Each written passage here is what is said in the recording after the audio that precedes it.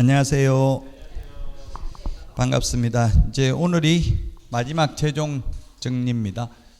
자, 행정처분인데 이거는 단순히 암기해야 될 사항이죠. 시험에 2문제 정도 출제됩니다. 자격 취소는 교부한 시도이사가 합니다. 암기 프린터 54번에 맨 밑에 보면은 청문과 의견 진술기에만 사무소 관할 시도지사입니다. 자격 취소, 자격 정지 모두 교부한 시도지사고요. 그 다음에 자격 취소는 공인중개사가 대상이 되겠고요. 법 자체가 완벽하지는 않습니다. 공인중개사라고 돼 있지만 사실상 자격 취소는 자격증 있는 사람은 다 자격 취소될 수 있겠죠. 공인중개사, 소속공인중개사, 공인중개사인 개업공인중개사도 자격 취소될 수 있을 것입니다. 근데 법조문에는 대상이 공인중개사라고 되어 있습니다. 그 다음에 자격정지는 소속공인중개사가 대상이고요. 그 다음에 청문은 취소세계만 청문한다고 했습니다. 자격취소, 등록취소, 지정취소만 청문하고 자격정지, 업무정지의 경우 의견 진술기에만 부여합니다. 자, 그 다음에 보고인데 오직 자격취소만 암기 프린트 50번에 동그라미 2번에 있죠. 자격 취소만 5일 이내 보고입니다. 자격 취소만. 나머지 보고하는 거 없습니다. 자격 취소만 5일 이내 보고고요.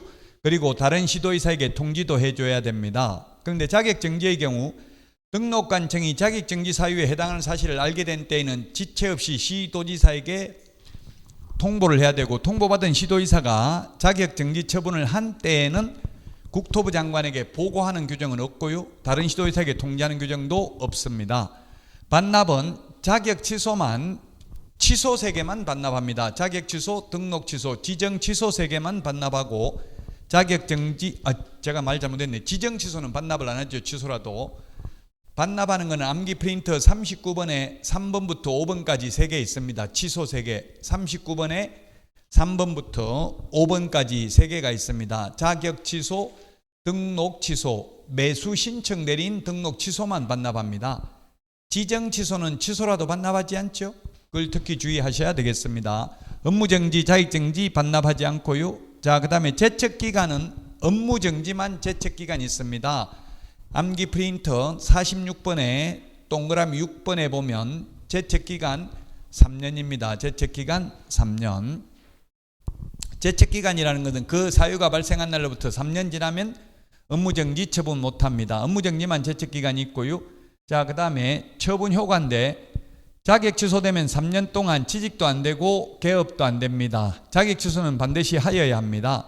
자격 정지 6개월 이하 받으면 그 자격 정지 기간 동안은 취직도 안 되고 그만두더라도 개업도 안 됩니다. 자격 정지는 할 수 있습니다. 자격 취소는 반드시 하여야 합니다.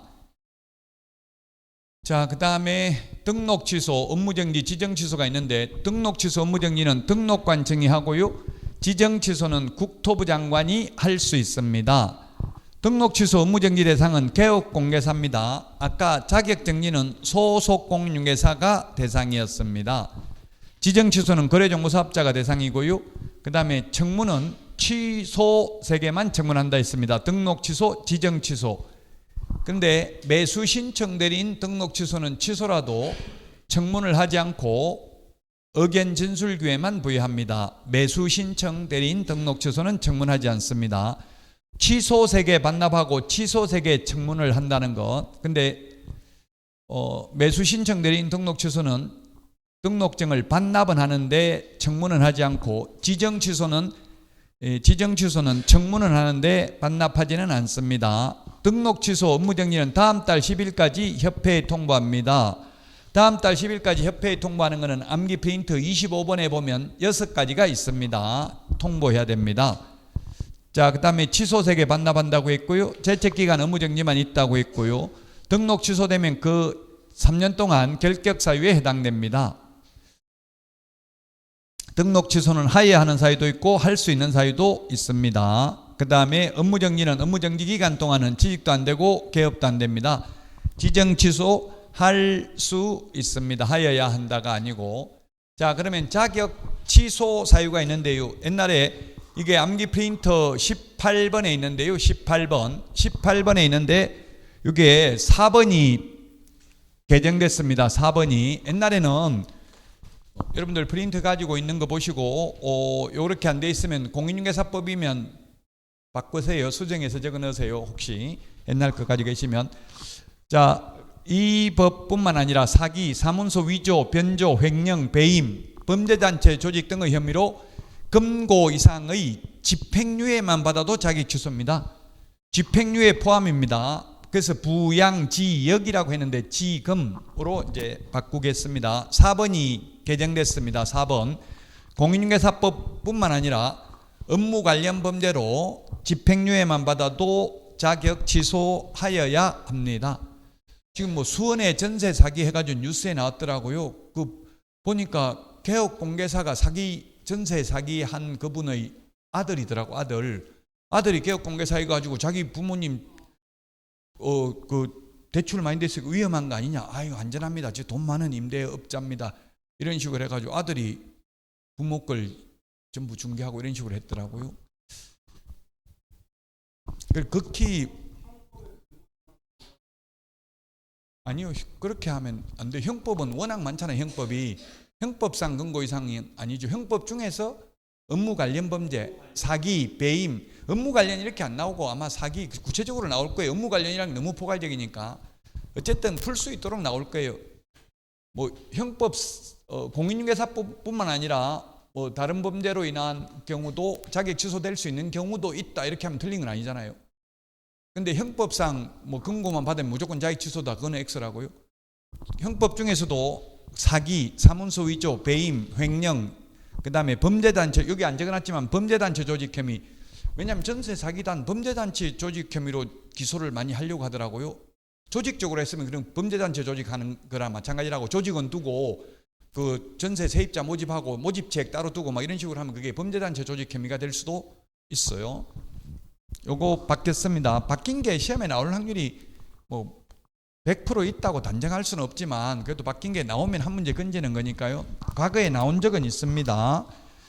자, 그 다음에 자격정지 사유 이중 검인 확인서 암기사항이니까 넘어가겠습니다. 암기 프린터 19번에 있습니다. 그 다음에 등록 취소 해부 결의 소양 없이 이렇게 암기를 했는데 8가지였는데 이번에 신설된 게 개공, 소공을 합한 숫자의 5배수를 초과해서 보조원을 고용하면 보조원 채용 상한제를 위반하면 절대적 취소로 신설됐습니다. 이 9번이 신설됐습니다. 암기 프린터 16번 9번 있는지 보세요. 16번에 9번 있죠? 암기 프린터 16번에 9번 있습니까? 이게 신설됐습니다. 자, 그 다음에 등록을 취소할 수 있는 거 이중 겸임 보증금 채권 휴 등 11가지 암기사항이니까 넘어가겠습니다. 두 문제 시험에는 암기사항이지만 두 문제 정도 출제됩니다. 그래서 계속 이거 막 컨닝 한다는 각오로 계속 암기하니까 대가리는 다 암기되더라고요. 단 무슨 대가리인지는 일단 급하면 시험지에다가 대가리만 적어놓고 천천히 풀어보시면 돼요. 찾아보시면 돼요.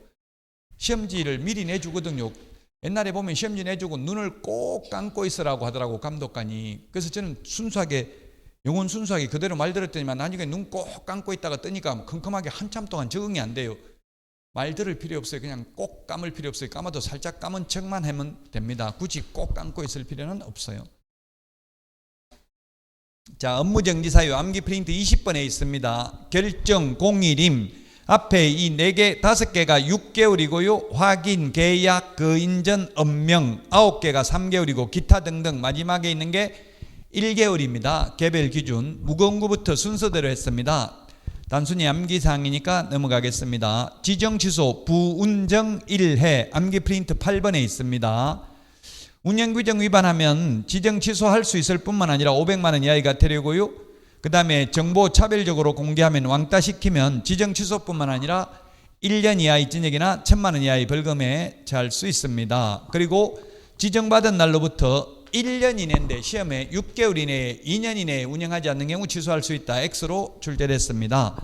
1년 이내에 정보망을 설치 운영하지 아니할 경우 취소 취소할 수 있습니다. 지정을 취소할 수 있다. 자, 그래서 지금 기출됐던 문제들입니다. 부정한 방법으로 자격을 취득한 경우 자격 취소할 수 있다. X 하여야 한다. 자격 취소는 무조건 해야 된다. 자, 그 다음에 이중소속 자격 정지 사유고요. 자격 정지 기간 중에 이중소속하면 자격 취소하여야 합니다. 그래서 맞습니다. 자, 그 다음에 자격 취소 청문해야 된다. 취소 3개만 청문해야 된다. 자, 그 다음에 자격 취소 처분을 받으면 7일 이내 반납해야 되는데 누구한테 반납해요? 사무소 관할 시도의사 X. 교부한 시도의사에게 반납한다고요. 암기 프린트 54번 맨 밑에 있습니다. 기출문제 지문입니다. 5번도 기출문제 지문인데요. 전속중개계약서에 의하지 아니하고 전속중개계약을 체결하여 9월 1일 폐업신고를 하였다가 2021년 10월 1일 다시 등록을 했다. 1년 넘었죠, 폐업기간이? 기출문제 지문입니다. 폐업기간이 1년 넘으면 폐업신고 전의 위반 행위로 인한 업무정지하지 않는다. 폐업기간이 3년이 넘으면 폐업신고 전의 위반 행위로 인한 등록 취소하지 않는다.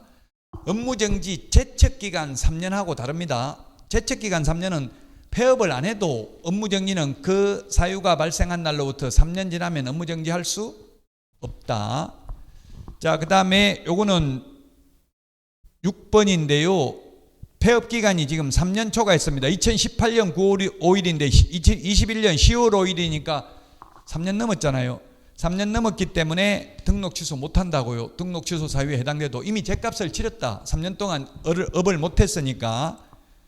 자, 그 다음에 7번 X죠. 제척기간은 업무정지만 제척기간이 있다고. 등록 취소는 제척기간 없습니다. 업무정지만 그 사유가 발생한 날부터 3년 지나면 못한다. 자, 그 다음에 협회입니다. 협회. 행정처분 조금 전에 한 게 2문제 나오고요. 협회 한 문제 출제됩니다.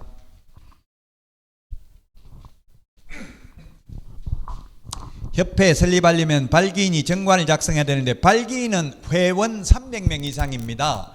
근데 창립 총회 참석 인원은 600명, 전국적으로 600명 이상이고요. 그 다음에 서울특별시에서 100명 이상, 광역시민도에서 20명 이상. 시험에 다음 가로 안에 들어가야 될 숫자로 바르게 연결된 것은 이렇게 출제됐습니다. 시험에 또 국토부 장관 인가받음으로써 성립한다. X. 등기함으로써 성립합니다. 자연인은 어머니의 자궁으로부터 완전히 분리되었을 때 자연인이 되는 거고요. 법인은 설립 등기해야 비로소 법인이 됩니다. 공시방법을 갖춰야 됩니다. 법적으로 사람이니까요. 법인. 페이퍼 컴퍼니 그 자체가 불법은 아니기는 합니다. 이번에 그 수원 전세 사기 보니까 법인을 수십 개 만들었더라고. 법인이 돈 빼돌리기는 좋죠. 개인보다는. 자, 협회 인가사항인데요. 협회 설립은 인가받아야 됩니다. 인가라는 말은 오로지 딱 공인중개사법에 여기 한 번밖에 없습니다. 인가받는 거는. 보고해야 되는 거 총회 의결 내용은 지체 없이 보고하고요. 그 다음에 아까 자격 취소는 5일 이내 보고했습니다. 지부 설치는 신고합니다. 지회도 사후에 신고합니다. 사전 신고 아닙니다. 사후 신고입니다. 지부는 시도의사, 지회는 등록관청, 정관이 정하는 바에 따라 설치할 수 있죠. 국토부령으로 정하는 바에 따라 설치할 수 있다. X. 정관이 정하는 바에 따라 설치할 수 있다. 공제규정 제정 변경 승인받아야 되고요. 책임준비금 공제료 수입액의 10% 이상 적립해야 되는데 그걸 다른 용도로 사용하려면 국토부 장관 승인받아야 됩니다. 승인받아야 된다. 자, 그래서 문제 보도록 하겠습니다. 협회 공인중개사는 협회 설립 못합니다. 개업 공인중개사, 소속 공인중개사도 협회 가입 못합니다. 개업 공개사 사장님만 가입할 수 있습니다. 자, 그 다음에 2번은 맞습니다. 발기인 300명 이상, 창립총회 600명 이상 참석해가지고 과반수 동의받아서 설립 등기, 인가받아가지고 설립 등기함으로써 성립한다. 인가받음으로써 성립하는 게 아니라 등기함으로써 성립한다. 맞습니다. 자, 그 다음에 협회는 정관으로 정합니다. 조례로 정하는 게 아니라 정관으로 정하는 바에 따라 시도의 지부를 시군구에 지회를 둘 수 있습니다. 그럼 수원시는 구가 4개가 있는데 수원시 같은 경우는 지회를 4개 둘 수 있습니다. 각 구별로. 자치구에 하나다 이런 말 들어가면 공인중개사법상은 무조건 X입니다. 공인중개사법상은 자치구에 하나한다 하면 무조건 X입니다. 이 시도에 지부를 둔다고 되어 있는데 지금 한국공인중개사협회는 세종특별자치시에도 지부가 있더라고요. 세종특별자치시도 광역자치단체로 본 것 같아요. 협회 두는 거는.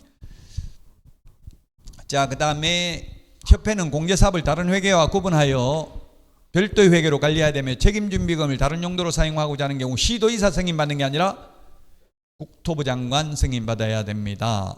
자, 그 다음에 이거는 5번은 협회 총 수입액이 아니라 공개료 수입액, 암기 프린트 56번 맨 밑에 10분의 1에 동그라미 4번 보시면 있죠. 동그라미 4번. 협회 총 수입액이 되겠습니다. 협회 총 수입액. 협회 총 수입액이 아니라 공개료 수입액입니다. 4번 맞습니까? 56번 10분의 1 맨 밑에 4번 맞아요?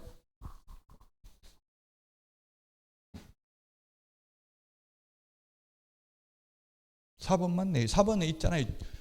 협회 공개료 수입액의 100분의 10 이상 이렇게 돼 있죠. 공개료 수입액인데 총 수입액 X 이렇게 나왔다고요. 협회는 공개료 외에도 수입이 뭐가 있냐면 협회 회비 6,000원씩 받는 게 있고요. 그 다음에 실무교육, 연수교육 이런 거 하면 교육비 또 받아요. 돈 들어오는 게 많다고요. 그래서 총 수입액이 아니라 공개료 수입액의 100분의 10 이상이고요. 그 다음에 6번은 2개월이 아니고 3개월 이내에 공제사업 운용 실적은 일간신문 또는 협회부에 공시하고 협회 인터넷 홈페이지에 게시해야 된다. 7번 공제운영위원회는 위원장, 부위원장 각각 1명을 두되 위원장 및 부위원장은 위원 중에서 호선이란 상호간에 선출한다. 공인중개사 정책심의위원회는 부위원장이 없기 때문에 위원장이 미리 지명한 위원이 직무를 대행하죠. 공인중개사 정책심의위원회는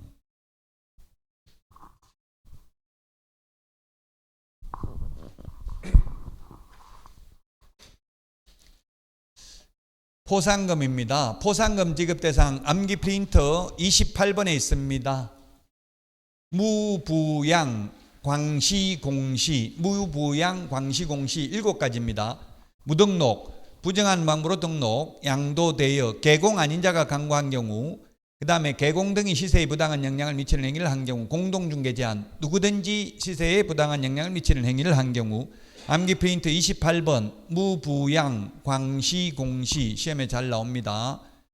자, 그 다음에 포상금 지급 조건을 보면 행정기관에 의해서 글자 이런 거 하나만 바꾸면 헷갈려요. 발각되기 전인데 발각된 후 하면 X고요. 그 다음에 공소제기 또는 기소유예 결정을 하면 포상금 나옵니다. 따라서 판사가 무죄 판결을 해도 선고유예해도 집행유예, 벌금 전부 포상금 지급 대상입니다. 포상금 지급 대상하고 결격사유하고 다르죠. 결격사유는 아니잖아요. 이거 예를 들면 기소유예되면 결격사유는 아니라고요. 집행유예만 결격사유잖아요. 기소유예, 선고유예는 결격사유는 아닌데 포상금 지급 대상은 해당된다. 그 다음에 포상금 지급 대상이 아닌 것, 공소권 없음. 공무원들 사망하면 공소권 없음 이렇게 돼요. 공무원들 자살 많이 하잖아요. 비리에 연루되면. 왜냐하면 파면되면 나중에 퇴직금, 연금 하나도 안 나오거든요. 살아있어도 사는 게 아니래. 제가 공무원한테 왜 죽냐 물어보니까 맨날 와이프한테 구박받고 평생 그렇게 사느니 차라리 죽는 게 낫다더라고. 돈 못 벌면 구박받죠.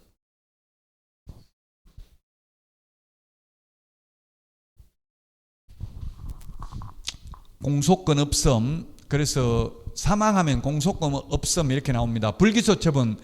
검사가 재판에 안 넘기고 검사선에서 마무리 짓는 겁니다. 기소 중지되면 범인이 해외 도피하고 없으면 기소라는 게 재판에 넘기는 게 일으킬 기자, 소송할 소자, 소송을 일으키는 게 기소인데 재판에 넘기는 게 기소인데 중지할 수밖에 없다고 넘길 수가 없으면 해외 도망가고 없으면 그러면 포상금 못 받아요.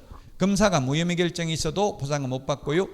자, 요게 중요하죠. 여기는 1개월 이내 공인중개사법은 근데 부동산 거래 신고 등에 관한 법률은 접수된 날로부터 2개월 이내 국고에서 50% 보조할 수 있습니다. 협회에서 보조할 수 있다. 시도이사가 보조할 수 있다. 등록관청이 보조할 수 있다. X. 또 전부 보조할 수 있다. X. 이런 게 기출문제 나왔다고요. 50%까지만 보조할 수 있습니다. 포상금 한 건당 50만 원 이하가 아니라 50만 원입니다. 2명 이상이 같이 오면 균등하게 배분이고요. 합의해 오면 합의된 방법에 따라 지급하고 2건 이상이 접수되면 최초로 접수한 자에게만 지급합니다. 국가기관에서 50만 원 준다고 했으면 10명 온다고 각각 50만 원씩 주는 게 아니라 10명 합해서 50만 원이라고요. 10건이 접수됐으면 맨 먼저 접수한 사람 이미 받아갔으면 끝이라고요. 더 이상 안 준다고요. 자, 그 다음 1번 기출문제 지문입니다. 직접거래 이런 금지행위이기는 하지만 직접거래 했다고 신고해서 포상금 받는 건 아닙니다. 무부양, 광시, 공시에 안 들어가잖아요. 그래서 X. 그 다음에 2번은 전부 X 50%까지 보조할 수 있고요. 그 다음에 기소중지하면 아까 포상금 못 받는다고 했죠. 기소중지. 그 다음에 2개월이 아니라 1개월 이내 지급을 하고요. 포상금 2건 이상이 접수된 경우는 균등 배분이 아니라 최초로 접수한 자만 지급하고요. 그 다음에 자격증 처음에 교부할 때는 수수료 안 내고 재교부할 때는 수수료 냅니다. 암기 프린트 52번에 동그라미 7번에 있고요. 자, 그 다음에 시험 시행기관장은 부동산학과가 개설된 학교에 위탁할 수 있다. 학교는 안 되고 공기업 준정부기관 협회에 위탁할 수 있고요. 지금은 산업인력공단 준정부기관입니다. 준정부기관에 위탁이 되어 있습니다. 현실적으로는. 다만 협회에도 위탁할 수는 있습니다. 자, 다음은 28번 테마인데요. 암기 프린터는 53번에 있습니다. 교육제도 5개가 있습니다. 실시권자 중에서 자, 시도지사가 실시할 수 없는 교육은 뭐가 있습니까? 시도지사가 실시할 수 없는 교육은 그렇죠. 매수 신청 대리 실무 교육은 법원 행정처장이 지정하는 교육기관인데 시험에 기출문제 지방법원장이 지정하는 교육기관에서 받으면 된다. X입니다. 지방법원장이 아니라 법원 행정처장이 지정하는 교육기관에서 받아야 됩니다. 자, 그 다음에 교육 대상자인데요. 연수교육은 개공, 소공만 받습니다. 실무교육은 모든 임원, 사원 다 받습니다.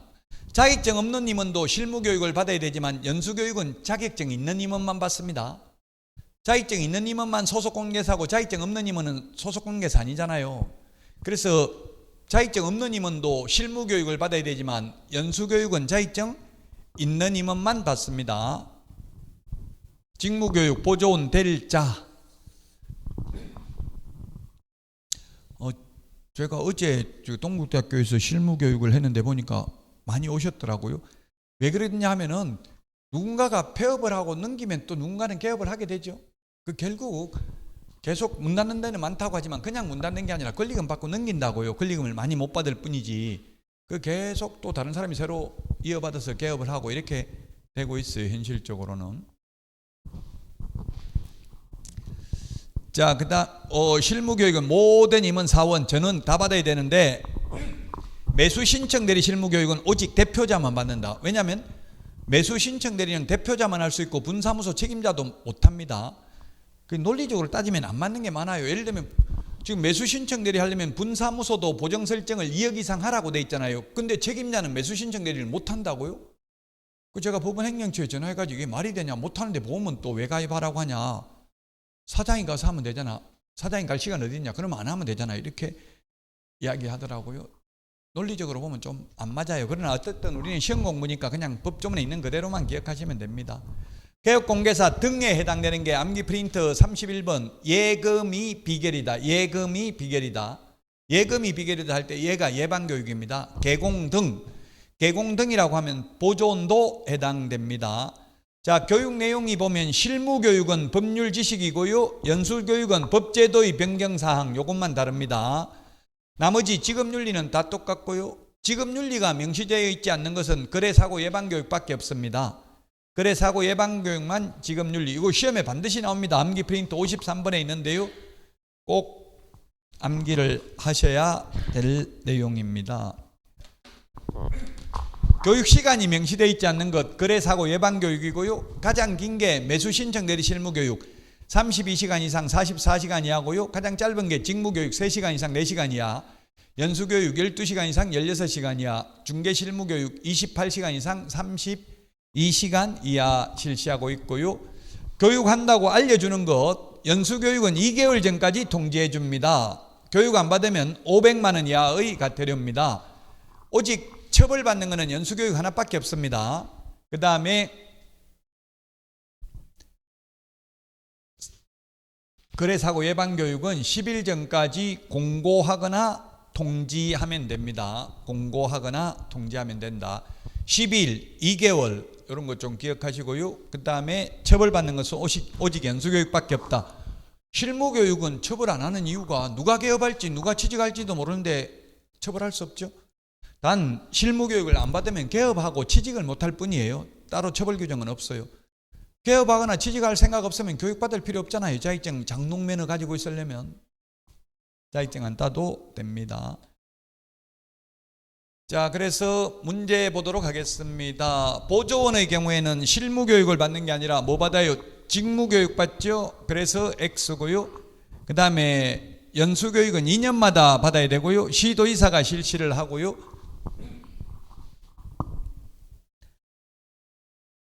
(2년마다) 받습니다. 2년마다 받는데 이게 뭐 시험에 나온 적은 없습니다만 2년을 어떻게 계산하냐면 여러분들이 올해 12월 달에 받으면 25년 12월 말까지 받아야 돼요. 근데 만약에 여러분들이 24년 내년 1월에 실무교육을 받으면 2026년 12월 말까지 받으면 돼요.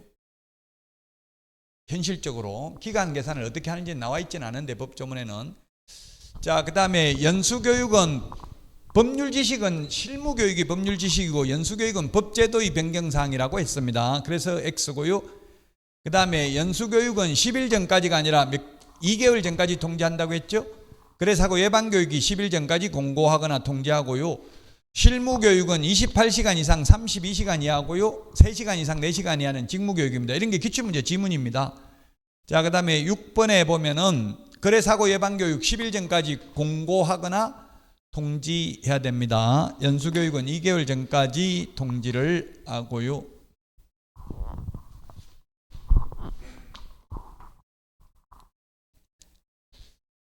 자, 다음은 벌칙입니다. 3년 이하의 징역이나 3천만 원 이하의 벌금. 시험에 2문제 나오는데 단순히 암기입니다. 암기 프린트 21번에 있습니다. 무부, 관직, 상투, 시공시 이렇게 그냥 암기사항이니까 넘어가겠습니다.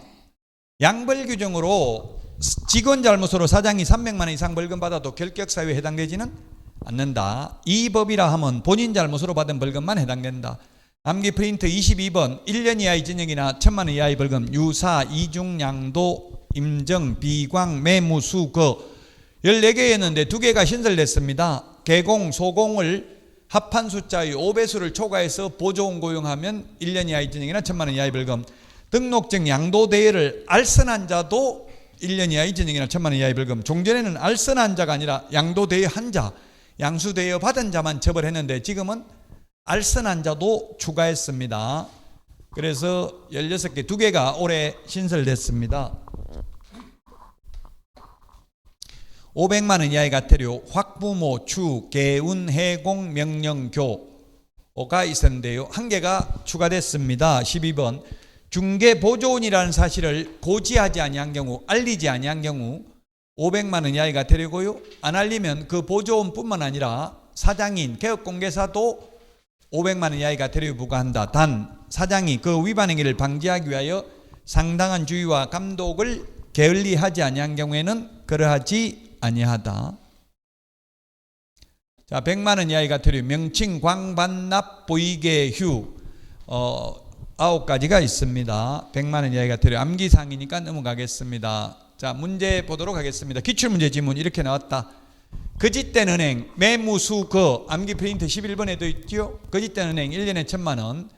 자, 그 다음에 인터넷 표시 광고하면서 중개사물의 종류 및 종류별로 가격, 거래 형태를 명시하지 않는 경우 500만 원이 아니고 100만 원. 암기 프린트 25번에 성명, 소연 등 소면, 종가형, 총 사방, 계계, 입주관 18가지 중에 하나라도 누락된 경우 보조원 이름 적으면 100만 원 이하의 과태료. 암기 프린트 25번에 있습니다. 자, 그 다음에 설명하지 않는 경우에는 설명 안 하면 500만 원 이하의 과태료죠. 하지 않거나 잘못한 경우. 소공의 경우 자격정지 사유고요. 그 다음에 보조원에 관한 사항을 명시하면 100만 원 이하의 과태료고요. 그 다음에 동일한 금액이 아니고 양벌 규정은 해당 조에 규정된 벌금형입니다.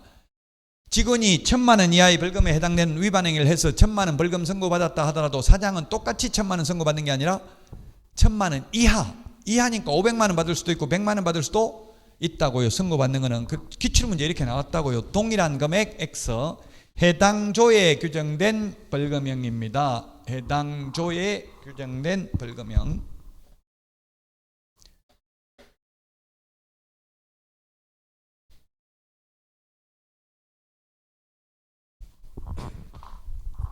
자, 부동산 거래 신고 제도입니다. 암기 프린트 13번에 있습니다. 신고해야 될 사항 입자, 실종, 중개인, 기소 해가지고 9가지가 있었는데요. 여러분들 그 암기 프린트 13번에 보면 한 개가 더 추가됐습니다. 13번 한번 보세요. 13번. 13번에 9번에 보면 외국인의 경우에 우리나라에 주소나 거소를 두지 않는 경우에는 위탁관리인을 지정해서 신고해야 됩니다. 왜 이렇게 바뀌었냐면은 외국인들 중국 사람들 투자 많이 하더라고요. 지금 제가 아는 분도 부천에 이런데 10억씩 넘는 걸. 근데 뭐 조사하려고 자금 조달 어떻게 돈 마련했냐 이런 거 조사하려고 연락하면 연락이 안 된대요. 그래서 우리나라에 주소나 거소를 두지 아니할 경우는 누군가가 관리를 하고 있을 거 아니에요. 위탁관리인을 지정해서 신고하도록 했습니다. 그게 하나 신설됐고요. 그 다음에 토지취득자금조달계획이 있는데 수도권, 광역시, 세종시는 1억 이상인 경우 지분거래면 금액과 무관하게 기타 지역은 6억 이상인 경우 토지취득자금조달계획서를 제출해야 됩니다. 그리고 투기과일지구 조정대상 지역인 경우에는 금액과 상관없이 자금조달 입주계획을 제출해야 되고요. 비규제 지역은 6억 이상 건축법상 주택인 경우 자금조달계획 입주계획을 신고해야 되고요. 그 다음에 법인이 주택을 취득하는 경우에도 입주계획, 자금조달계획, 법인은 지역과 금액과 상관없이 무조건 입주계획하고 자금조달계획을 신고해야 됩니다.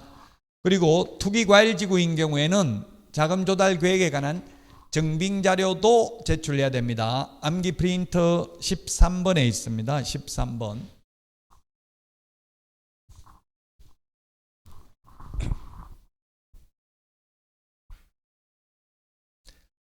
자, 조금 전에 말했던 내용입니다. 이게 자금조달 증빙자료 제출하는 거. 지금은 이게 뭐 그렇게 중요하진 않아요. 옛날 정부에서는 중요했죠. 문재인 정부 때 이게 만들어졌고, 그때는 대부분 뭐 투기과일지구였잖아요. 근데 지금은 서울에 뭐 한 3개구밖에 없죠. 투기과일지구. 그래서 그게 지금은 뭐 조금 중요도는 떨어졌습니다. 옛날보다. 어쨌든 시험에는 출제됐습니다. 이거 주요 정책이기 때문에 시험에 나올 수 있습니다. 자금조달계획서만 적어놨는데 이게 입주계획서도 같은 거예요. 같은 거. 입주계획, 자금조달계획 둘 다 해야 됩니다. 실입주할지 여부. 자, 기출문제 지문입니다. 기출문제 지문 이제 키워드만 알면 금세 알 수 있죠. 5억이 아니고 비규제지역은 얼마라고 했어요? 비규제지역. 이게 규제지역 외의 지역이네. 왜? 6억 이상이라고 했죠? 기출문제 이렇게 나왔어요. 5억. X가 되겠고요. 교환계약은 부동산거래 신고 대상 아닙니다. 매매계약만 신고 대상입니다. 물론 외국인 특례에 의해서 외국인은 교환계약, 증여계약도 외국인 특례에 의해서 신고는 해야 되죠. 자, 그 다음에 해제신고 거래 당사자는 옛날에 할 수 있다는데 지금 할 수 있는 게 아니라 하여야 합니다. 안 하면 500만 원 이하의 과태료입니다. 할 수 있다면 안 해도 처벌 안 하잖아요. 하여야 한다. 자, 그 다음에 거래 당사자 간의 직거래인 경우 공동으로 신고서에 서명 또는 날인하여 거래 당사자가 공동으로 제출해야 된다. 제출은 1인이 제출하여야 한다. 이렇게 되어 있습니다. 서식에. 그러면 공동으로 신고해야 된다는 말은 신고서에 서명 또는 날인을 공동으로 해야 된다는 뜻입니다. 자, 그 다음에 신고서 서식 작성하는 건데요. 집합 건물은 전용 면적, 그 외의 경우에는 연면적을 적습니다. 자, 그 다음 6번에 전매계약, 분양권, 입주권의 경우 분양가격은 부가가치세를 제외한 금액을 적는다 했는데 제외가 아니고 입주권, 분양권은 부가가치세 포함한 금액을 적습니다. 우리 분양권도 지금 84제곱미터까지는 부가가치세 없죠? 국민주택 규모는 부가가치세 없어요. 아파트의 경우. 그 초과하는 거는 있고요. 오피스텔 같은 경우는 다 부가가치세 있죠. 그 부가가치세 예를 들면 아파트가 아니고 만약에 오피스텔 분양가가 1억인데 그 부가가치세 제외하면 계산하기도 힘들어요. 9,100 뭐 몇십만 원 막 이렇게 헷갈려요. 그래서 현실을 감안해서 그냥 입주권 문양권 상태는 부가가치세 포함한 금액이고요. 등기된 이후에는 부가가치세 제외한 금액입니다. 자, 그 다음에 거래 당사자의 주소, 전화번호, 휴대전화번호 정정 신청은 전자문서로 가능하다. 암기 프린터 14번에 있습니다. 14번. 요거는 단독으로 가능하기 때문에 담당 공무원이 사실 여부를 확인해야 되므로 전자문서는 안 되고 방문 신고만 가능합니다.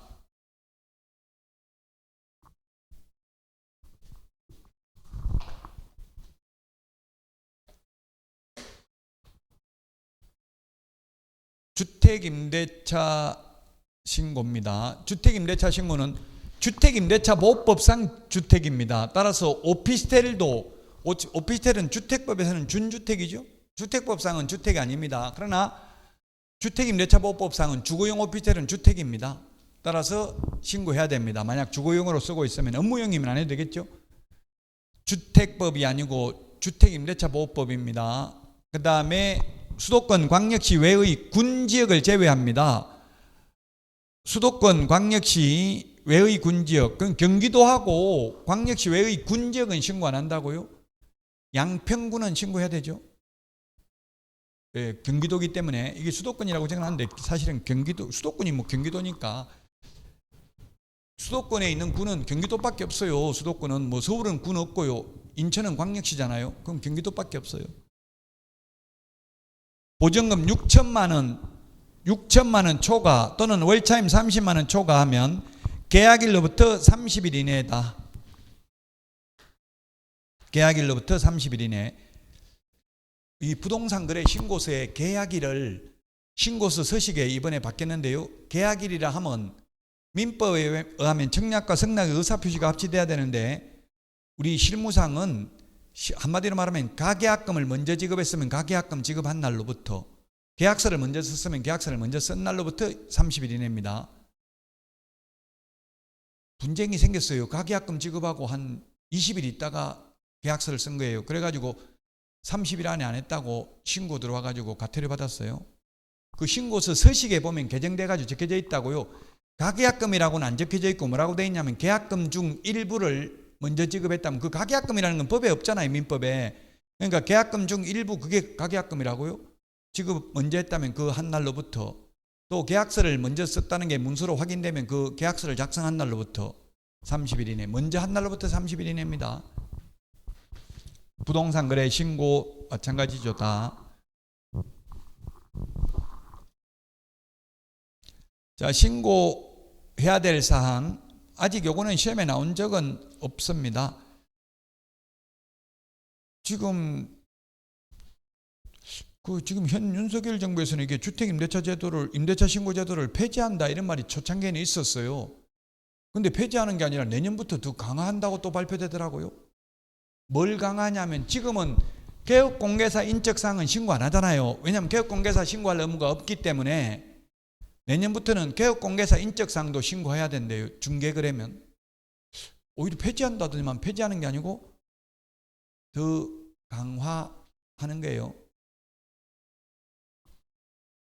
자, 어쨌든 지금 부동산 거래 신고할 때는 개업공개사 인적사항 신고해야 되잖아요. 중개거래면. 근데 주택임대차 신고는 개업공개사가 할 의무 없으니까 개업공개사 인적사항은 안 들어간다고요. 지금 현재는. 내년에 또 하려면 법이 엄청나게 많이 바뀌니까 올해 꼭 합격하셔야 되겠습니다. 자, 문제 지문 정리입니다. 보증금 6천만 원 초과, 6천만 원 초과 신고해야 되고요. 30일 이내에 신고해야 되고요. 30만 원, 그 시험에 6, 30, 30 다음 가로 안에 들어가야 될 숫자 바르게 연결된 것은 시험에 출제됐고요. 자, 그 다음에 2년 연장해 주는데 오직 기간만 연장하고 차임 등의 정감이 없다면 신고할 필요 없다. 자, 그 다음에 특별자치시, 특별자치도, 시, 군, 광역시 및 경기도 관할구역에 있는 군으로 한정한다. 구, 자치구, 지역만 신고 대상이다. 그래서 결론은 경기도 광역시 외의 군 지역은 신고 안 한다고요? 함양군, 거창군 뭐 이런 데는 신고 안 하고 양평군은 신고해야 됩니다. 그냥 양평군 신고해야 되냐 이렇게 안 물을 거고, 물을 것 같으면 경기도 양평군 이렇게 적어주겠죠. 뭐 양평이 경기도에 있는지 강원도에 있는지 모르는 사람도 있으니까. 자, 그 다음에 5번 주택임대차 계약의 임차인은 주민등록법에 따른 전입신고를 하는 경우로서 주택임대차 계약의 신고를 한 것으로 보는 경우 주택임대차 계약서 또는 임대차 신고서 주택임대차 임대차 계약서를 작성하지 않는 경우 제출해야 된다. 그냥 한마디로 말하면 그래서 임대차 계약서 들고 가서 동주민센터에 가서 전입신고하면 주택임대차 신고한 것으로 본다. 주택임대차 신고하면 확정일자 받은 것으로 본다. 그래서 옛날에 문재인 정부 때 만들 때는 이걸 세입자 보호하려고 만든다 이렇게 주장했고요. 건물주들은 세금 폭탄 때리려고 만든다 이렇게 거부감을 나타냈었습니다. 자, 그 다음에 6번입니다.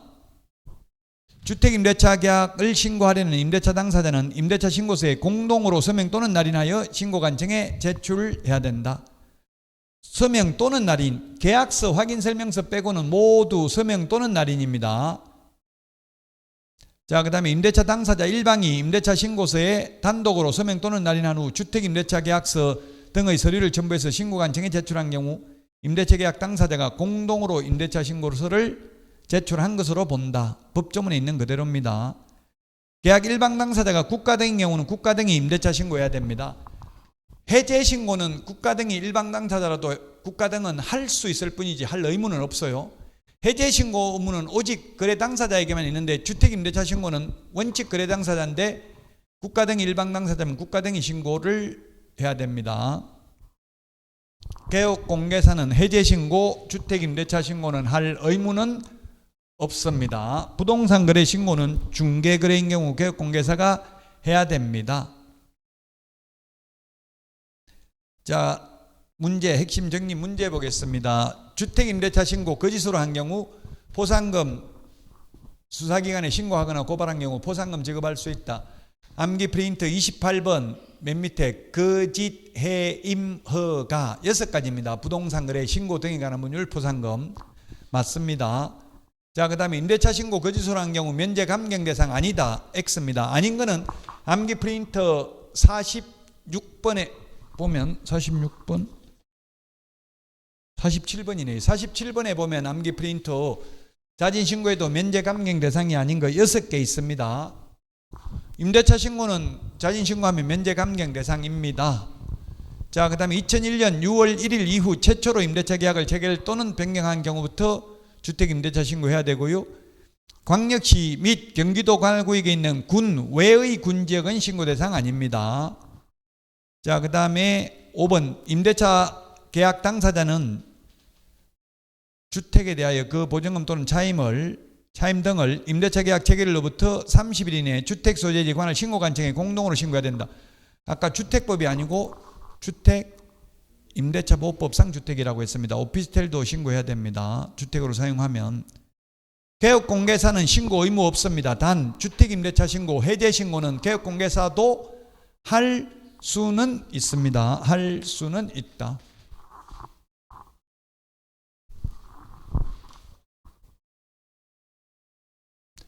자, 여기까지 하고 외국인 특례부터 쉬었다가 하도록 하겠습니다.